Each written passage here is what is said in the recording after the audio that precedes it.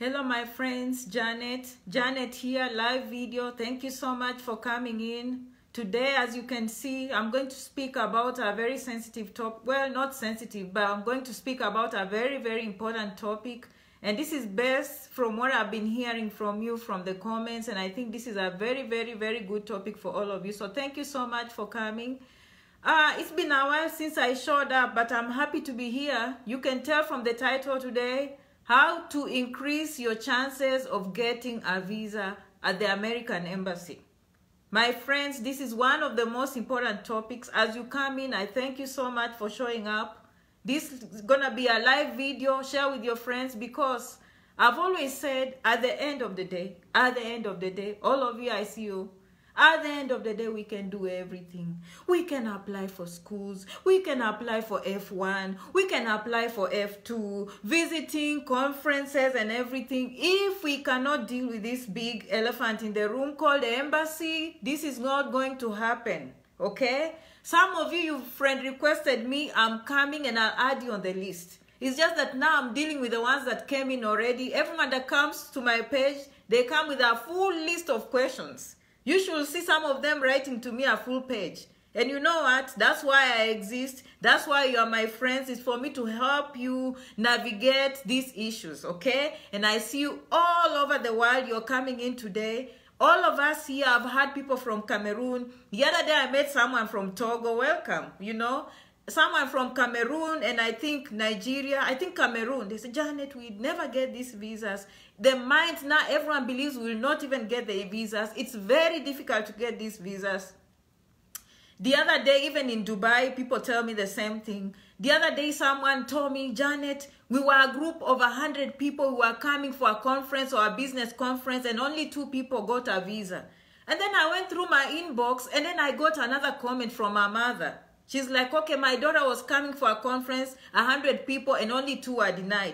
Do you know about this? I don't want to mention the name of the group, but they say there was a group that was inviting them, and they didn't get these visas. So I understand, my friends, okay? Why am I here to talk about this topic? If I don't mention your name, I love you so much. I know Facebook, we have to be interactive, my friends, okay? All right. After watching several interviews, when I come here with this topic, of course, I tell you, my friends, I don't work at the embassy. What I'm offering you is life experience with the American citizens. I've lived with them, I've worked with them, and if I can help you understand how they think and what they're expecting from you, maybe we can improve your chances, okay? So that's point number 1. That's why I'm doing this presentation today.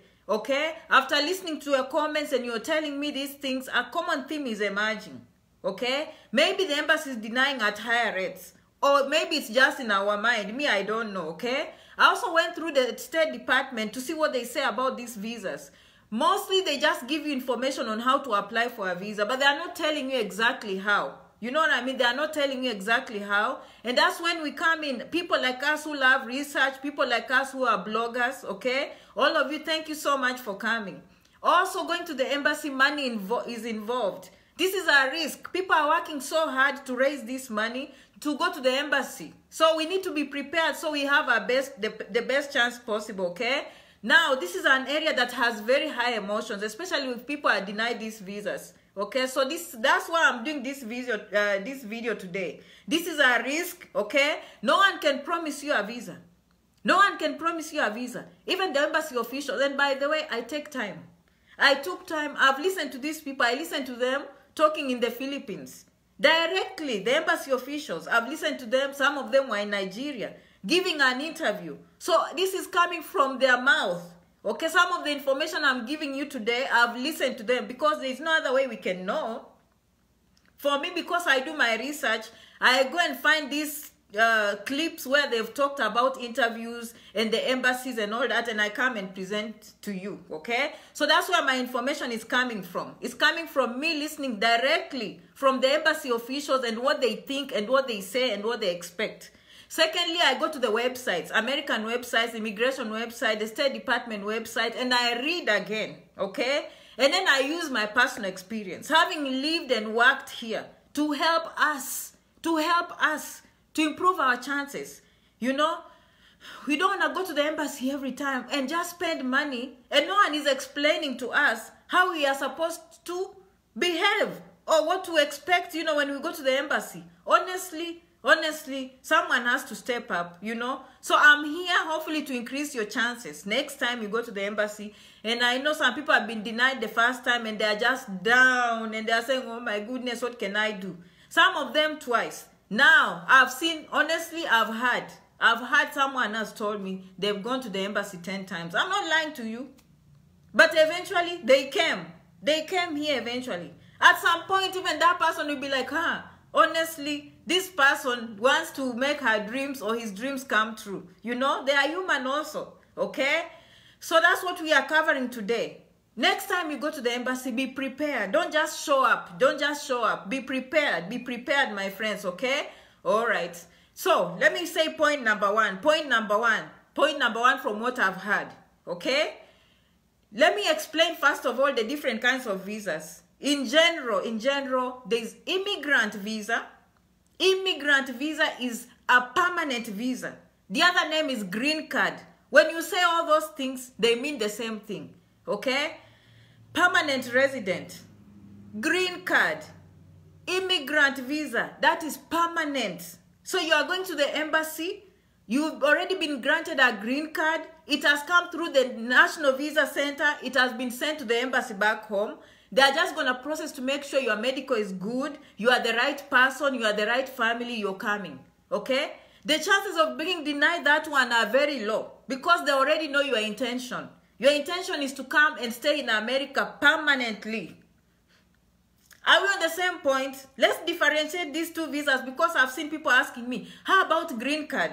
Let's understand what a green card means. A green card means basically that America has allowed you to come here and live permanently. So when you are going to the embassy, your situation is different. They will require a lot of documentation. Your education, your birth certificates, you know, all those things to prove that you are actually the right person. You don't have any criminal history. You don't have TB. You know, all those medical things they are looking for. So that is a comprehensive interview. But the chances of being denied are very low.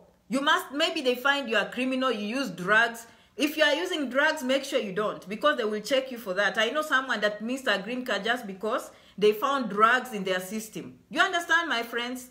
So, I've told you that is the permanent side. Let's go to the temporal side, okay? That is the non-immigrant visa, also known as temporary visas. These are things like visiting, students, J1, au pair, you know, conferences. You're coming for a wedding. You're coming for medical treatment, okay? Those are temporary visas. My friends, the assumption, number one, the law assumes, the way they are trained, it's not me saying this. The law is actually there in the books. And I've heard them say and talk in the videos. The assumption is anyone asking for a temporary visa to enter the United States, the assumption is you want to come here and not return home, period. So let's just put that on the table. That is the first thing they are looking at. They are assuming. They are not claiming that that's what you want. But the law tells them to assume that anyone asking for a temporary visa, their intention is to come to the United States and live and stay permanently and not go back home. Are we clear? All right. Now, they went ahead and said some people think the more documents they present, the better their chances. They said that is not really the case. They think they are looking at that point because they are assuming your intention is to come and stay, is for you to demonstrate that you have compelling ties that will make you return back home when you finish school, when you finish your wedding, when you finish your conference, okay? That is the assumption. It's in the books, it's the law. That is the only thing they look at. If I was to stop this video today, from my research, if I was to stop this video today, okay, that is all. That's why you are going to that interview for a temporary visa. They are there to screen people who are coming here for serious business and go back home, okay?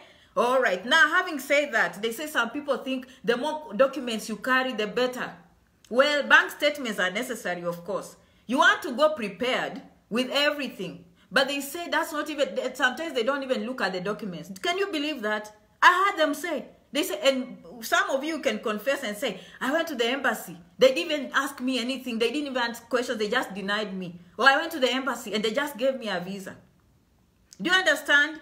Now, some of you, let me encourage you or maybe discourage you. I don't know what I'm saying here, but let me tell you one thing. Number 2, before you show up in the embassy, before you show up, that application form, when you are filling in a form and making a payment, that is the form they are going to look at. It's like you are applying for a job. Like if you apply for a job to human resource, they're going to ask you, who was your former employer? Why did you quit that job? Where are you working now? How many children do you have? Which school did you go to? By the time you come to the window or that desk, my friend, that person knows you already. That person knows you already, okay? They're going to go by what you wrote. I don't know if you guys type or you write down. I will advise you to avoid spelling errors, grammar errors. Be clear. When you're filling in, don't leave blanks. If there is nothing for you to say, you say nil or not applicable. Make sure the form is complete, okay? Make sure you fill in the blanks. If you graduated in 2013 and then you went back to school in 2016, you want to explain what happened between these 2 years. Did you have children? They want people that are actively working or actively going to school. Otherwise, they assume you have some cobwebs. You know, even here, employers don't like someone who has stayed home more than 3 months. They would like someone that came from another job straight here because you are used to waking up in the morning and going to work and going to school. So you want to make sure your forms are very, very complete. That is one of the things I'm sharing with you, having stayed here. And by the way, just because I went to the embassy myself, and now I've heard from you, and I've lived with the Americans, a common theme is emerging. There's just that common theme. And when you send me your comments and you tell me you're denied, and I've read from, by the way, right now, there's not so many people who have this knowledge, because for me, I learn a lot from your comments. I learn a lot from your questions. Janet here has put in thousands of hours. And for me to put in thousands of hours, I've learned something. There are things even me, I can see. I can see why they will deny you. And that's why I'm here. You know what I mean? I can relate and I'm like, okay, I mean, now even me being in the embassy, I can see why this person was denied. So listen to me to increase the chances, because no one will promise us. We just want to give our best shot when we go there, okay? So make sure you fill those forms nicely. Because some of you say they didn't ask me a question, but the truth is, before you show up, they've seen where you work, they know you have kids, you're married, you earn this amount. So honestly, the best chance you have that time is your personality, okay? Now let me move to another point, which is maybe point number 3. After you fill in that form, you have to be consistent. You will not believe some of you will be denied because you put something on this form and then they ask you, even here in the interview, they don't go asking you things out of what you wrote. Most of the time, they'll just ask you, oh, okay, so you said you worked with who? Okay, for how long were you there? How was the job? Did you like it? So you fill in, you're working here. And then if you are lying, you will not even remember that you put there you are working at Kenyatta Hospital or you are working in a museum. You even already forgot. So make sure you go through those forms, okay? Wherever you tell them on the forms, when you are presenting in the interview, let me tell you, more than likely, if they have any questions, they are coming from what you already filled in. Okay, are we clear? So what I'm trying to say is be consistent. Be consistent and be honest. Okay? Honest in this thing, I'm not saying that people don't lie. But what I'm saying is, if you have to lie, then stick with your lie. You understand? Like say the same thing over and over and over and over again. I can't even insist. I can't even know how long I'll be on this topic. Sorry, let me check this phone. Okay. Another thing, confidence. Confidence. Confidence. Okay? Be confident, because when you go there, you're looking desperate. They can tell you just want to go and never come back. But if you go there, you know why you're there, and you're appreciating that, your country is already good enough, but you have some kind of business to come here and go back, they can read. Okay? Also, the next thing I'll mention now, point number 4, I finished. Number 5 is your body language. Here, they like eye contact. You see how I'm talking to you and looking in the eye? They believe they can trust this. They trust the eyes. Anytime you start looking away, they feel like, you know what? probably you're lying. Probably you're lying. So, and another thing, in America, generally, okay, at least where I've been, don't cross your arms. This means close conversation.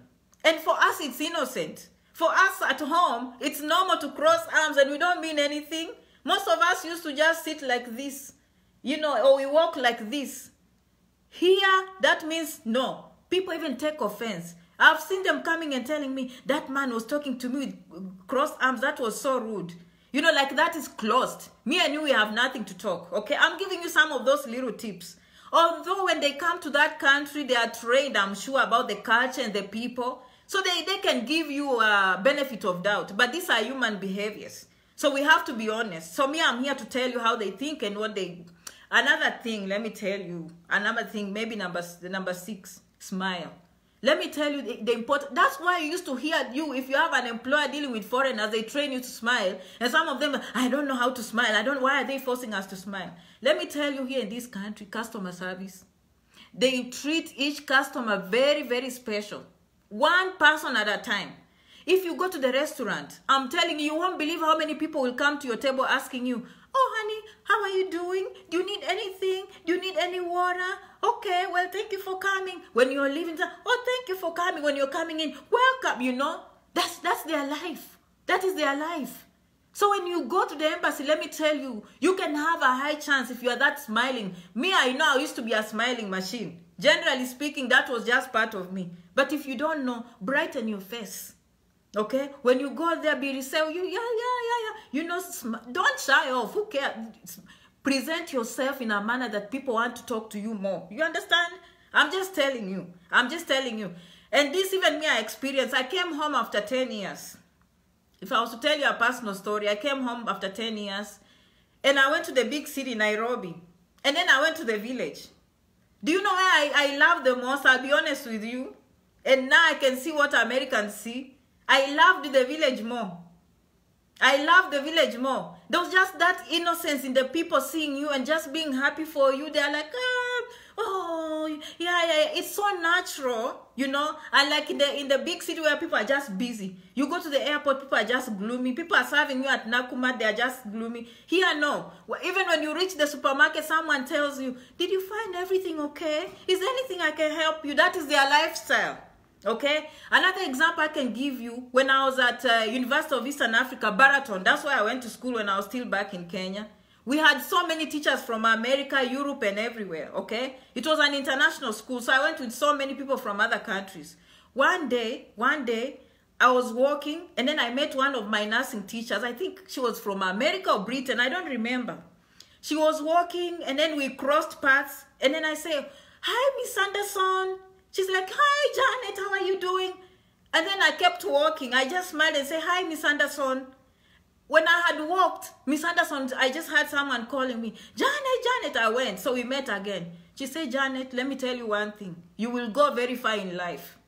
I've never had someone stop me here, and I've been here 3 years. No one has ever stopped me and told me how I was doing, and you gave me a very good smile. Can you imagine? Can you imagine? I made her day because she had been in Africa for so long. She's lonely. You know what I mean? She's lonely. She doesn't know people. She's looking different. And for her to see this young girl stop her and ask, how are you doing, Miss Anderson? How are you? Me, it came naturally. Let me not cheat you, but those were her exact words. She told me, Janet, I've lived here this long, and when I'm walking on the pavements, no one cares to even tell me, how are you doing? But for you, you stood today and smiled. She was happy. She was so happy. So what am I trying to tell you? Relax your faces. Be happy. You will be surprised. Whatever will bring you to America is just your smile. Human psychology. Human psychology. Okay? Treat people well. Treat people well. Okay? And I told you in the previous videos, when I went to the embassy, there was this young man. He was the one at the window getting ready to serve me. He was a young man, and he was serving another older lady, you know. She was in front of me on the day of the interview. And then I kind of moved ahead. So the guy was telling me, move behind, and I wasn't seeing him. So by the time our eyes met, he was kind of frustrated. He was angry at me why I wasn't listening to him. So quick, I say, oh, sorry, sir, I didn't see you. I'm sorry, I apologize. And I smiled and I moved back. Do you see what I mean? Right there, I saw his face brighten, just seeing me smiling and apologizing. I'm like, I didn't see you. I'm so sorry. I'm so sorry. So I moved back. When my time came, already I had changed his attitude. You know what I mean? The first thing that man told me at the embassy, he told me, you look so familiar.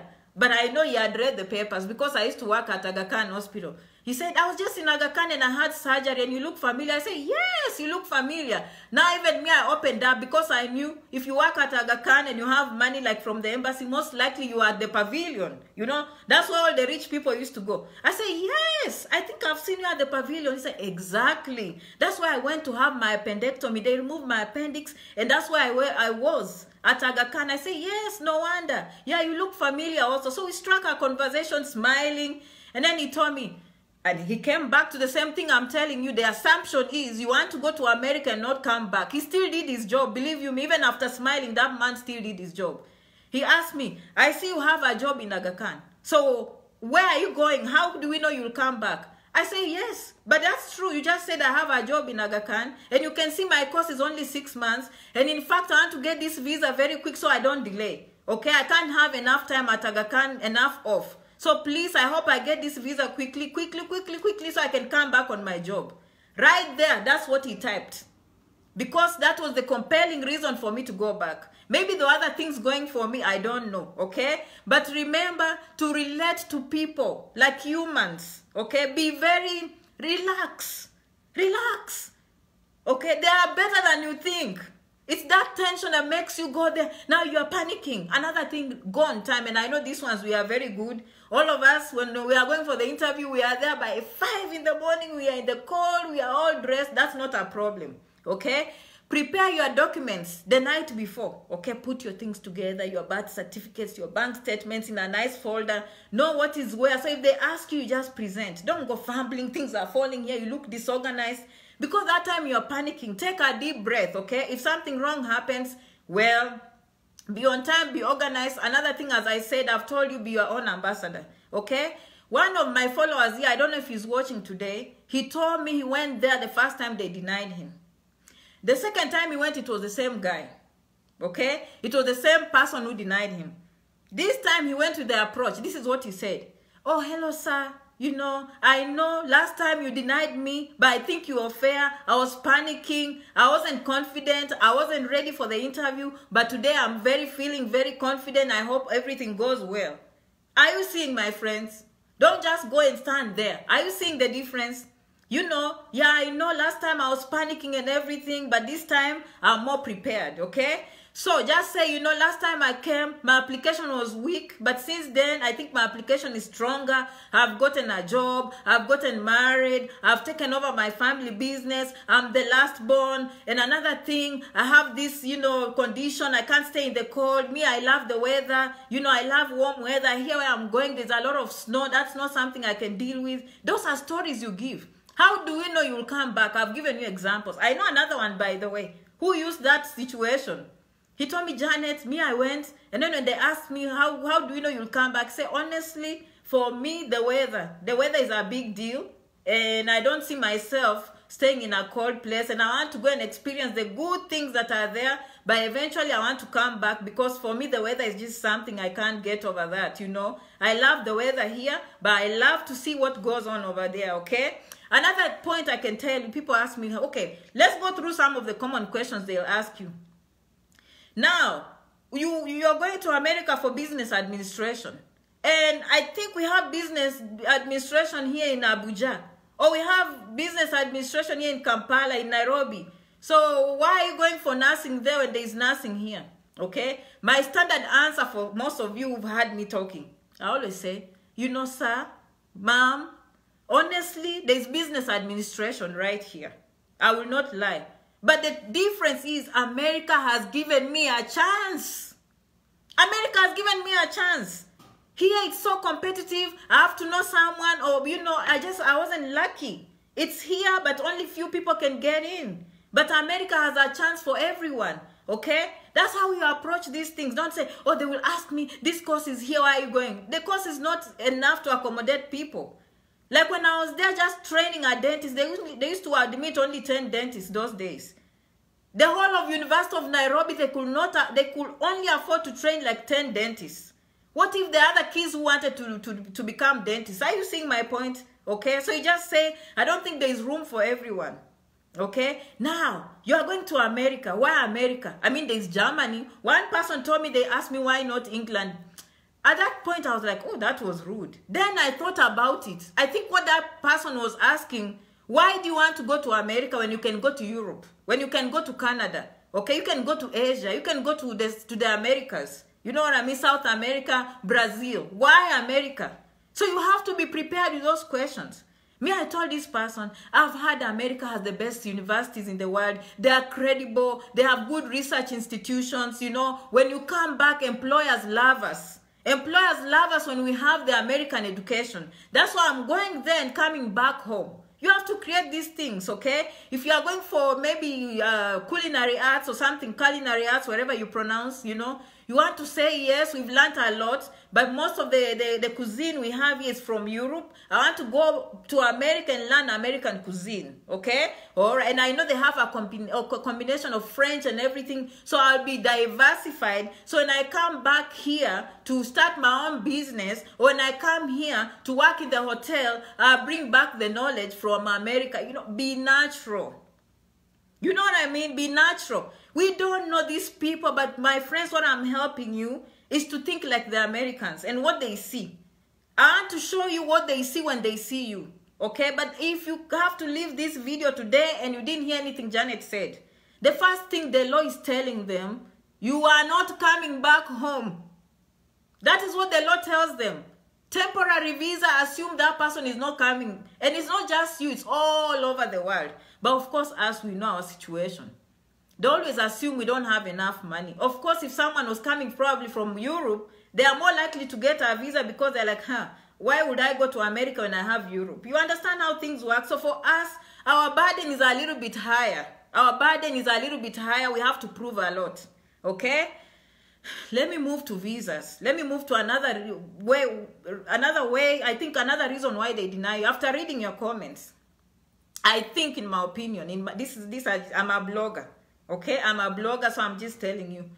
I've had people telling me, Janet, my kids were born in America. You know, so what can I do to get a visa? I've had others telling me, Janet, my husband or my wife is an American citizen and I want to visit and they denied me. Or Janet, what can I do to get a visa to go visit my spouse who has a green card or who is a citizen? Okay, let me clarify for you one thing. This is very important. Listen to this part. Because some of you assume, and this one I heard directly from them, if they come questioning me, I'll just remove the clip and give them, here. This is what you said. I do come from the American embassy, yes. I heard you talk this in the Philippines. I heard you talk like this in Nigeria. I'm giving you credible information. This one came from them. This I've not made up, okay? They said, people just assume because you have an American spouse, you're going to get a visa. No, let me tell you how it works, okay? When you present there and your husband is in America or your wife is in America, first of all, that is a good reason to be denied. You are coming here, you will not go back. End of story. Are they lying? Why do they do that? Because they know if you have an American spouse, they have the right kind of visa. It's called a permanent visa. It's called a green card. It's called an immigrant visa. So the embassy is questioning, why are you applying for a visiting visa when you qualify to apply for a green card? Because the law is telling us, for us to allow you to go to America, you have to have compelling reasons to come back. Now you're telling us you're going to visit your American wife, your American husband. How can we give you a temporary visa? You're not going to come back. You're skipping the line. You are using shortcuts. That's how they think, and they're not lying. So you have to exercise a lot of patience. If you have an American citizen, do the right thing. Start early. Just go and file for a green card. Tell your husband to go. I think it's called I-130. File for an American spouse, a green card. It will take 8 months, and I know most of you are in love and you're missing each other. But just know the embassy knows it has seen thousands, in fact millions of such cases. So they are not just going to have mercy on you. You can't go there and saying, because I'm American, I mean my American wife. No. The law tells them otherwise. They're going to go, the law tells them temporary visa, they have to have compelling reasons to go home. So if you are showing that your strong ties are already in America, what reason someone coming to audit that file, you tell me, what are they looking at? How come you gave this person a visiting visa? When they did not have compelling reasons, their compelling reasons were to stay in America. Do you see how they think? In that case, just to do the right thing, and in fact, another visa is K1, fiancé, okay? You can always, if you have someone who is American planning to marry you, you can always fight for a fiancé visa. That is the correct visa. If you go applying for a student, visiting visa, that is why they will deny you.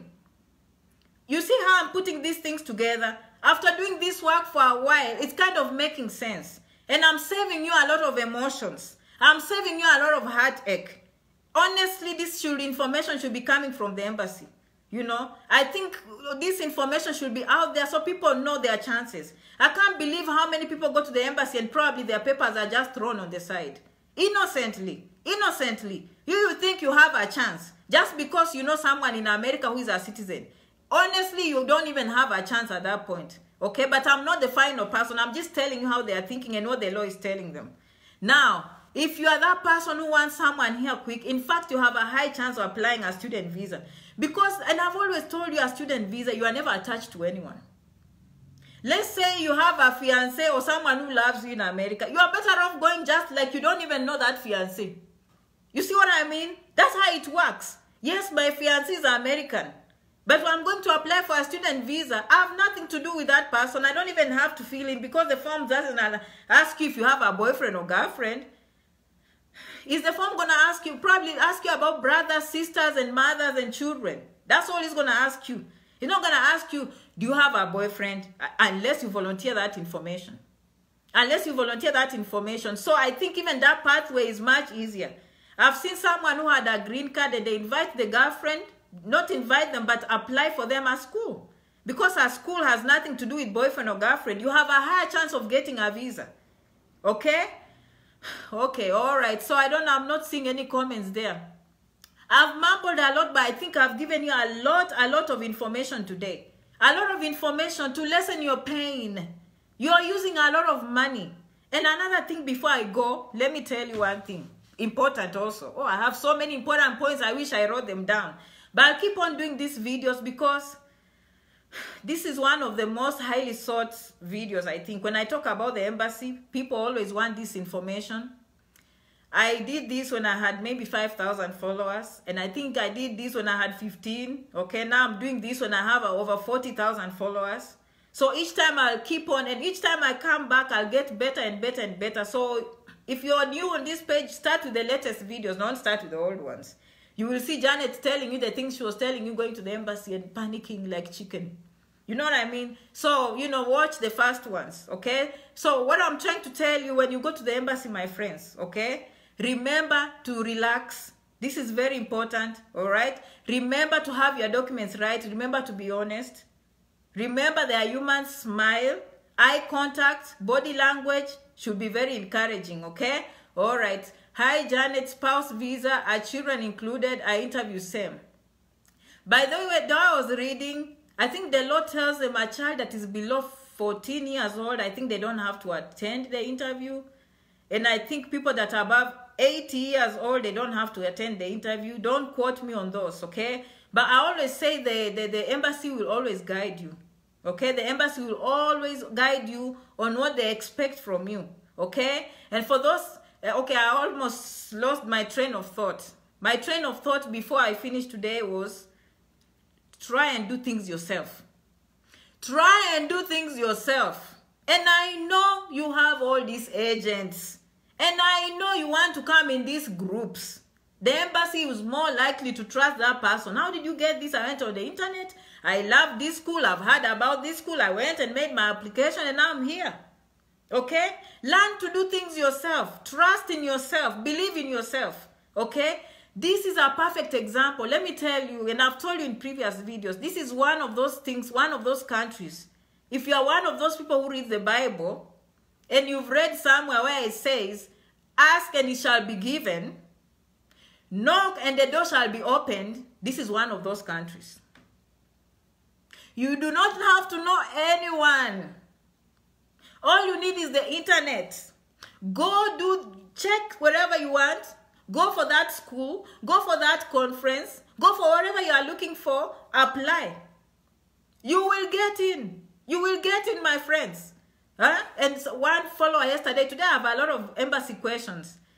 I like all my followers. So he asked me, Janet, okay, I kind of know the ambassador in Washington. Do you think the ambassador can help me? And my answer was like, no. Okay? The only time the ambassador of your country, whether it's in Nigeria, Kenya, wherever country you come from, and you happen to be friends with the ambassador, the only time they can help is either you are working, you are part of the crew that was recruited to come and work in America on official duty, or you are the family member, so you are coming as the family members of the workers and the ambassador. And those will also go through the United States Embassy. You understand? The rest, this is a straightforward nation. This is a straightforward nation. Okay? The laws work. Or the laws work. You will not benefit whether you know the ambassador or not. Okay? So I thought I have to point that out. And some of these questions, we are very innocent. We don't know. But I'm here to tell you. Okay? Someone coming from a village, someone coming from the big city, when you go to the embassy, to them, you are just the same. They don't even tell the difference. You understand? They can't even tell the difference. The only thing that will make you different is, oh, this one is confident. This one is smiling. This one seems to know a lot about the school she's going to. Okay? This one seems to know about the program that she's going to. All right? This one filled in the forms correctly. They don't know who grew up in the village, who grew up with a Nairobian accent, who grew up with a, Abuja accent. They don't know. They just want to see someone who is speaking clearly. Your conversation is clear, it's loud enough. And that was another point I almost forgot. Be clear, be articulate. You don't annoy them. Let's not make them angry. Let's not, when you are trying to talk to people and you can't hear. Can you imagine if I came to class today to teach you something and I'm just mumbling, yes. I mean, it's annoying. So you want to be clear, articulate, and confident. Okay? So remember to fill the forms yourselves. And the other video I did for you guys, do not allow fake agents. And I've received so many thank yous on this topic. People have told me, Janet, I was conned a lot of money. Thank you so much. If you didn't watch that video, it was very long, but in the beginning, I told you how to know. Basically, in a nutshell, for you to get an American visa, the end result is usually at the embassy.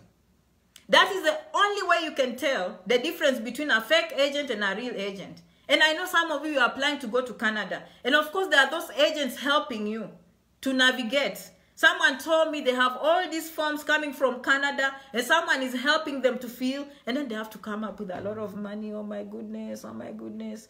A lot of money, a lot of money. And then the agent, what the agent will do, will just put you in the express entry. How many of you have seen me post a video here about Canada?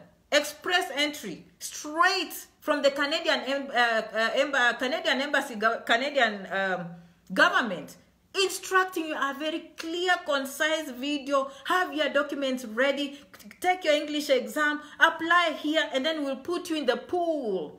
The pool does not guarantee you permanent residency, but it can invite you for an interview. When you invite you for the interview, you stand a high chance. We'll ask you, be honest, give us clear information, do not contradict. So what the agent is doing for you, this agent is doing exactly the same thing you will be doing. The agent does not have any priorities. First of all, understand that. Agents do not have any priorities. Let me repeat. Let me repeat this information. And why I encourage you to watch bloggers like us, do a lot of research, and do things on your own. Let me repeat myself. Agents have no priority in the United States. The only people that can guarantee you a visa are embassy officials employed by the embassy after you show up for the interview. End of story. What the agent is doing for you is work you can do for yourself. Except for those who are watching me. Let's say you are in information and technology and you have a big company employing you straight from home.